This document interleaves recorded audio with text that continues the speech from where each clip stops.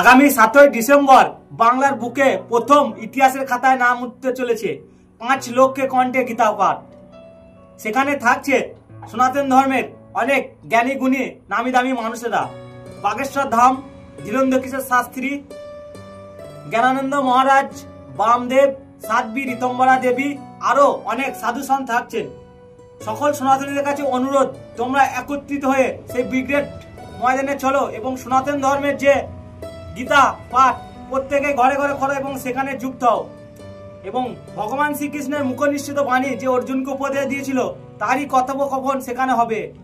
যদা যদা হি ধর্মস্য গ্লানির্ভবতি ভারত ইয়ুত্থানাম অধর্মস্য তদাত্মানাম সৃজনম পরিত্রাণায় সাধুনাং বিনাশায় চ দুষ্কৃতম ধর্ম সংস্থাপনার্থায় সম্ভবামি যুগে যুগে। রাধে রাধে, জয় শ্রীকৃষ্ণ।